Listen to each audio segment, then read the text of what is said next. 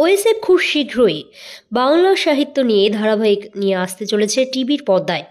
আনুমানিক খ্রিস্টীয় সপ্তম শতাব্দীর মাঝামাঝি বাংলা ভাষার সাহিত্য রচনার সূত্রপাত হয়। বর্তমানে বাংলা সাহিত্য বিশ্বের একটি অন্যতম সমৃদ্ধ সাহিত্য ধারা হিসেবেই পরিগণিত হয়ে থাকে। এই প্রজন্ম ধীরে ধীরে সাহিত্য চর্চা ভুলতে বসেছে।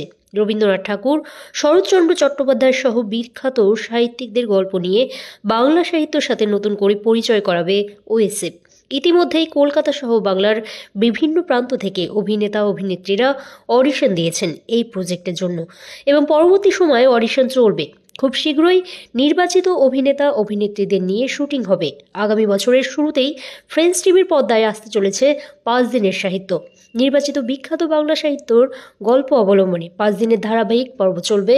ওএসএফের কর্ণধার শ্রীদাস বলেন, ওএসএফের দীর্ঘ 15 বছরের পথ চলা, দর্শকদের ভালো ভালো কাজ উপহার দিয়েছি এবং নতুন পুরনো সকল অভিনেতা অভিনেত্রীদের কাজের সুযোগ করে দেব এবং ভবিষ্যতে আরও ভালো ভালো কাজ করতে চাই।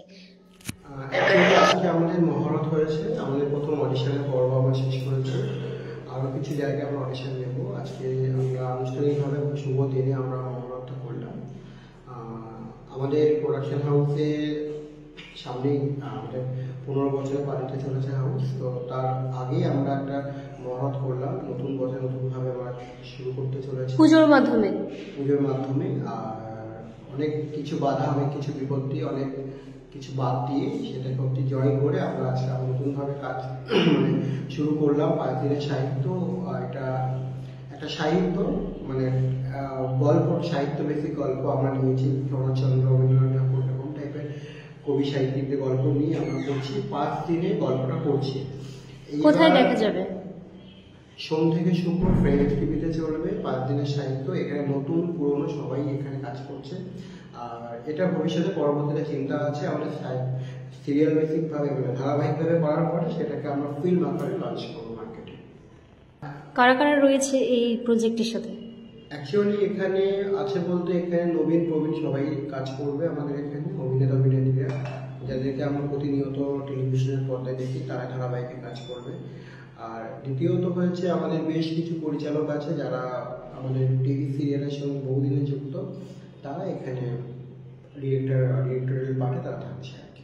নতুন কাজ ফ্রেন্ডস টিভিতে দেখা যাবে, তো 5 দিন কোন সময় দেখা যাবে?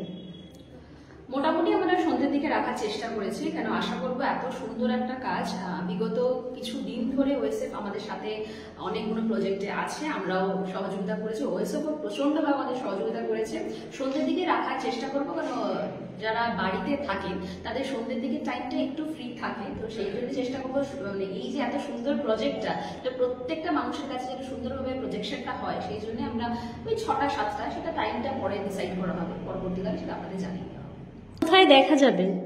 ফ্রেন্ডস টিভি আপামোর 4টে বাংলাভাষী রাজ্যতেই পাওয়া যাচ্ছে। জিটিপিএলের যে কোনো জায়গায়, ধরুন ত্রিপুরা বলুন, আসাম বলুন, সেগুলোতে পাওয়া যাচ্ছে। 31 নম্বর চ্যানেল যেটা, সেটা এক একটা জোনে এক রকম ডিভিশন থাকে। জিটিপিএল এর সর্বত্র জায়গায় আপনারা পেয়ে যাবেন। আরও আমাদের এখন যেটা নতুন সংযোজন হয়েছে সেটা হচ্ছে রেল, ইন্ডিয়ান রেলওয়ে কিন্তু ফ্রেন্ডস টিভিতে পাওয়া যাচ্ছে। সেটা চ্যানেল হিসেবে যেরকম দেখানো হয় টিভিতে, সেরকম কিন্তু রেলের প্ল্যাটফর্মেও কিন্তু এইভাবেই টিভির মতো সম্প্রচার হয়। ভবিষ্যতে ওএসএফ হিসেবে আরো কাজ করতে নিশ্চয়ই, একদমই। ওএসএফ এর হাত যখন একবার শক্ত করে ধরেছি, ওএসএফ ছাড়লেও আমরা ছাড়ছি না। সবথেকে বড় কথা, এতদিন পর আবার থেকে আমরা এত বড় একটা কাজ নিয়ে নামছি। বিগত সোম থেকে শুক্র টানা ফ্রেন্ডস টিভি পর্দায় দেখানো হবে। এটা নিয়ে খুব এক্সাইটেড, কাজটা যেন ভালো হয়, আরো আপনারা সবাই দেখবেন। আমিও কাজ করেছি এবং প্রোডাকশন হাউস ভীষণ ভালো। আমি চাই যে এই প্রোডাকশন হাউসের পরপর কাজ হোক এবং আমরা সবাই মিলে একসঙ্গে কাজ করতে পারি। ওয়েসেট থেকে এর আগেও কাজ করেছি আমি, এটা ফার্স্ট টাইম নয়। তো ভীষণ শ্রী তো ভীষণ হেল্পফুল এবং পুরো আমি ক্রেডিটটা জানাচ্ছি শ্রীকে এবং ফ্রেন্ডস টিভিকে আমাকে এই সুযোগটা দেওয়ার। আমরা চাই এভাবে একটার পর একটা নতুন প্রজেক্ট নিয়ে কাজ করতে এবং যাতে সেটা আমরা সাফল্য পাই, সেটাও আমরা আশা পরিচালক হিসেবে থাকছি। আর আজকে এই শুভ মহরতের মাধ্যমে দিয়ে পুজো হয়েছে এবং সেই সূত্র ধরে আমরা আস্তে আস্তে এই কাজটা নিয়ে, এই কাজগুলো নিয়ে সাহিত্য চর্চা, এই মানুষ তো ভুলে গেছে, সেই হিসেবে আমরা চেষ্টা করছি যে মানুষের কাছে তুলে ধরবো, যে বেশিটাই করবো স্ক্রিপ্ট রাইটার হিসেবে, মাঝে মাঝে হয়তো একটু পরিচালনা